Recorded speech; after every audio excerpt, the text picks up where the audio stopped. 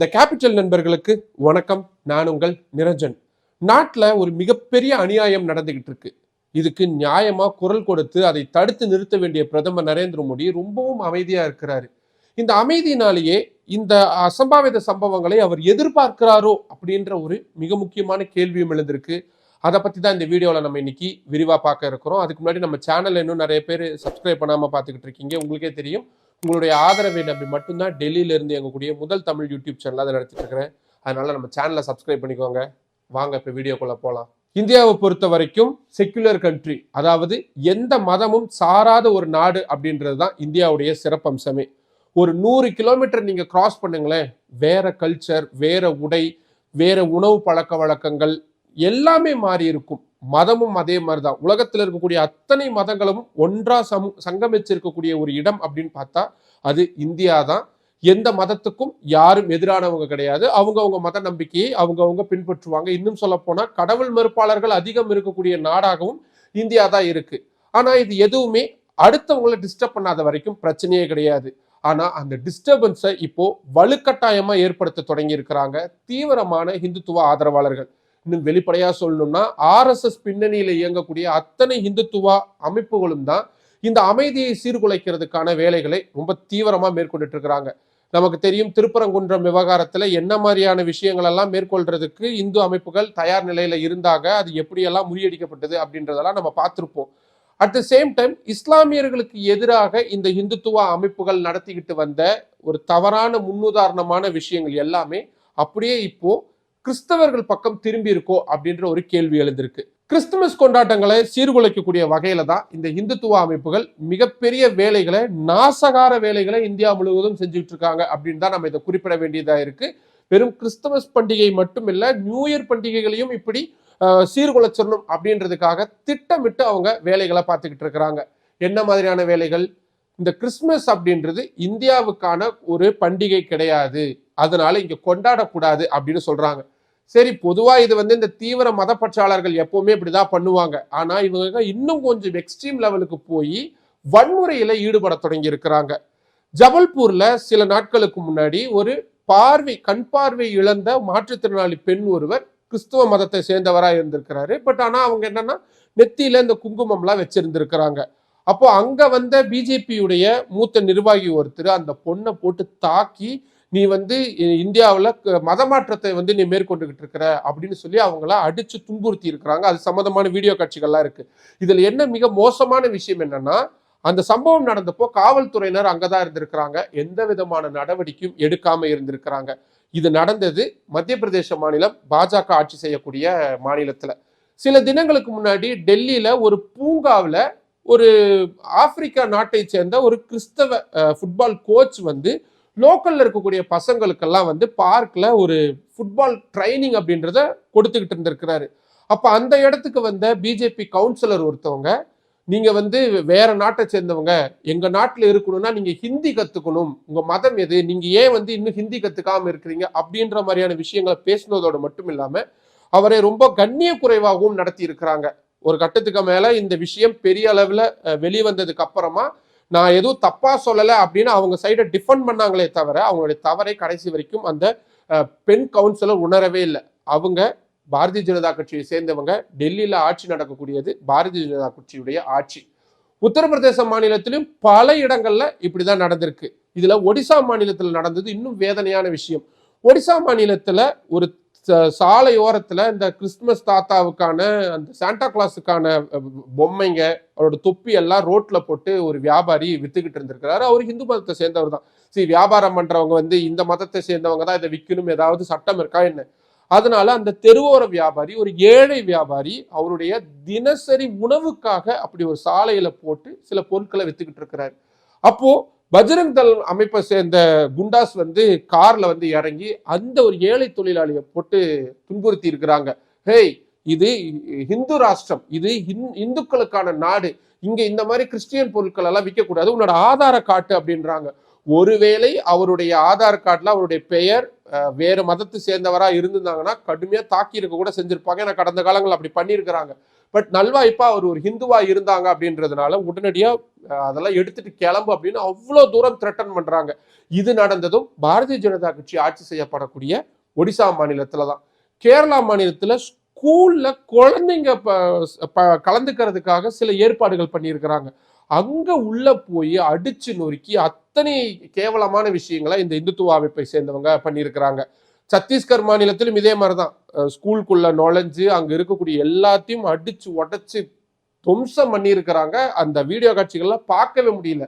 அஸ்ஸாம் மாநிலத்துல நிலைமை இன்னும் ரொம்ப மோசம். ஏன்னா அஸ்ஸாம் மாநிலத்திலும் கணிசமான எண்ணிக்கையில கிறிஸ்தவர்கள் இருக்கிறாங்க. அங்க சர்ச்சுகளுக்குள்ள பொது இடங்கள்ல மக்கள் கூடக்கூடிய இடங்கள் எல்லாம் தேடி தேடி போய் இந்த கிறிஸ்துமஸ் கொண்டாட்டங்களுக்கான விற்பனைக்காக வச்சிருக்கக்கூடிய பொருட்களையும் அடிச்சுன்னு இருக்கிறாங்க.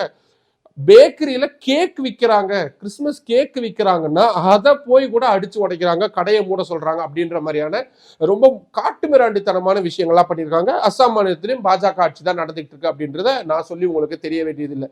இப்படி முழுக்க முழுக்க இந்த கிறிஸ்தவர்களை, இந்த கிறிஸ்தவ மத கொண்டாட்டங்களை குறி வச்சு இப்படியான தாக்குதலை நடத்திக்கிட்டு இருக்கிறாங்க. இதுக்கான எதிர்வினையா என்ன நடந்திருக்கணும்? உடனடியா எல்லா கட்சிகளும் சேர்ந்து என்ன இப்படி பண்றீங்க, நம்ம நாட்டுல கிறிஸ்தவர்களும் பல ஆண்டுகளா இருக்கிறாங்க, பல தசாப்தங்களா இருந்துகிட்டு இருக்காங்க, அவங்களை எப்படி நீங்க இப்படி துன்புறுத்துவீங்க அப்படின்னு கேட்டிருக்கணும். குறிப்பா பிரதமர் நரேந்திர மோடி இந்த விஷயத்துல ஒரு கண்டனம் தெரிவிச்சிருக்கணும். ஏன் இப்படி பண்றீங்க, எல்லாரும் நமக்கு தேவைதான், எல்லா மதத்துக்காரங்களும் இங்க இருக்கதான் செய்யணும், இதெல்லாம் பண்ணாதீங்க அப்படின்ற ஒரு அறிக்கையாவது, ஒரு ஸ்மால் ட்விட்டாவது பண்ணியிருக்கணும். அதை கூட அவர் பண்ணல. ஏன் அவர் பண்ணாம இருக்கிறாரு அப்படின்றதுதான் மிக முக்கியமான கேள்வியா இருக்கு. ஒருவேளை பிரைம் மினிஸ்டர் மோடி சொல்லியிருந்தாருன்னா இந்த இந்துத்துவ அமைப்புகள்லாம் இதை ஓரளவுக்கு குறைச்சிருந்திருப்பாங்க. ஆனா பாரதிய ஜனதா கட்சியுடைய தலைமையில் இருக்கக்கூடிய அத்தனை பேருடைய மௌனம் அப்படின்றதுதான் இந்த விஷயத்துல நமக்கு இன்னும் கோபத்தை அதிகரிக்குது. துணை குடியரசுத் தலைவர் இது வரைக்கும் இது சம்பந்தமான கண்டனங்களை தெரிவிக்கல, குடியரசுத் தலைவர் இது சம்பந்தமான கண்டனங்களை தெரிவிக்கல. இது ஏன் இன்னும் பிரச்சனைக்குரியது அப்படின்னா, இப்போ இந்தியர்கள் பல நாடுகள்ல, ஐரோப்பிய நாடுகளாகட்டும், ஆஸ்திரேலியாவாகட்டும், நியூசிலாந்து ஆகட்டும், அமெரிக்காவாகட்டும், பல நாடுகள்ல நம்ம போய் அங்க குடிபுகுந்து வேலை செஞ்சுக்கிட்டு இருக்கிறோம். அங்க குடியேறிகளா நம்ம இருக்கிறோம். அங்க தொடர்ந்து இந்தியர்களுக்கு எதிரான தாக்குதல் அப்படின்றது நடந்துகிட்டே இருக்கு. என்ன காரணம்? அதுக்கு பின்னணியில இப்படியான மத துவேஷங்கள் அப்படின்றதுதான். நம்ம இங்க என்ன பண்றோமோ அதுதானே நமக்கு அங்க ரிப்பீட்டா கிடைக்கும், நமக்கு அங்க ரிவார்டா அது திருப்பி நமக்கு பவுன்ஸ் பேக் ஆக்கி நமக்கு கிடைக்கும்.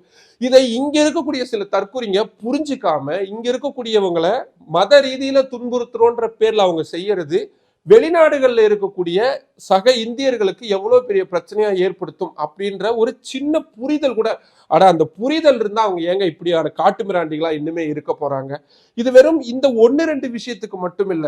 லவ்வர்ஸ் டே கொண்டாடுறாங்களா, போய் பார்க்குக்கு போய் அந்த அவங்க யாரோ ஒருத்தவங்க ஃப்ரெண்ட்ஸா கூட இருப்பாங்க, உட்காந்து பேசிக்கிட்டு இருப்பாங்க, போய் தாலி எடுத்து கொடுத்து கட்டு, முன்னாடி உடனே கட்டு, அதை போட்டோ எடுத்து சோசியல் மீடியால போடுறது அப்படின்ற மாதிரியான வக்கரமான புத்தியை கொண்டிருக்கக்கூடியவங்களா தான் இவங்க இருக்கிறாங்க.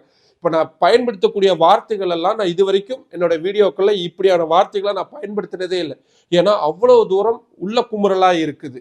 ஏன்னா இவங்க பண்ணிக்கிட்டு இருக்கக்கூடிய பிரச்சனையை சரி அரசியல்வாதிகள் கேட்கலையா, நீதிமன்றங்களாவது தலையிடலாம், ஒரு சூமோட்டாவை எடுத்துக்கலாம். ஒரு மாட்டுக்கு இங்க பிரச்சனை ஏற்படுது அப்படின்னா உடனடியா ஒரு சூமோட்டோ எடுத்து விசாரிக்கிறாங்க, அத்தனை பேரும் கொடி பிடிக்கிறாங்க. ஜல்லிக்கட்டுல எவ்வளவு பெரிய விஷயங்கள்லாம் நடந்துட்டு இருந்துச்சு, அதுக்கு பின்னாடி இருக்கக்கூடிய உலக அரசியல் நமக்கு தெரியும். ஆனா இந்தியாவில் வேற யாரையும் கூட கிடையாதுங்க, சக இந்தியர்களை அவங்க அந்த மதத்தை பல ஆண்டுகளா பின்பற்றிட்டு இருக்கிறாங்க. ஆனா அந்த புரிதல் இல்லாம, சகோதர சகோதரிகள் அப்படின்ற அந்த உணர்வு இல்லாம, we are Indians, we all are brother and sisters நம்ம உறுதிமொழி எடுத்திருப்போம் ஸ்கூல்ல. ஆனா ஸ்கூலுக்கு போயிருந்ததுன்னா அவங்களுக்கு இதெல்லாம் தெரிய போகுது. காட்டு மிராண்டிகளுக்கு எங்க போய் ஸ்கூல்ல எடுக்க போறாங்க? இப்படி ஒரு அடிப்படையான ஒரு மனிதத்தன்மையே இல்லாத விஷயங்களை நடந்துகிட்டு இருக்கு. அவங்க அதை நடத்திட்டு தான் இருக்க போறாங்க. என்ன கவலைனா அதை தடுக்கிறதுக்கான ஆரம்ப கட்ட வேலைகள் கூட எதுவுமே இல்லாம இருக்கு.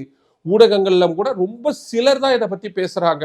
ஒரு ஹிந்து நாளிதழ் மாதிரியான பெரிய பெரிய நாளிதழ்கள் ஒரு தலையங்கம் எழுதலாம், அந்த மாதிரியான விஷயங்கள் கூட. இதுல பெரிய மௌனம் அப்படின்றது நிலவுது அப்படின்றதுதான் ரொம்ப ரொம்ப வருத்தத்துக்குரிய விஷயமா இருக்கு.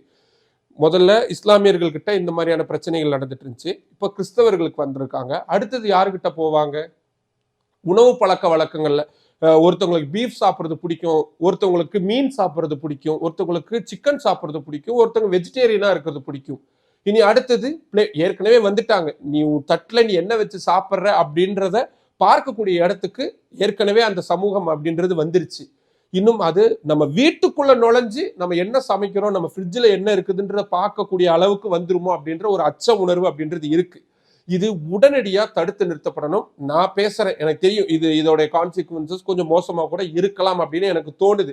பட் இருந்தாலும் யாராவது ஒருத்தவங்க பேசணும், இதை பத்தி பேசிக்கிட்டே இருக்கணும், இதுக்கான கண்டனங்களை தொடர்ச்சியா பதிவு செஞ்சுக்கிட்டே இருக்கணும். எப்ப வரைக்கும்?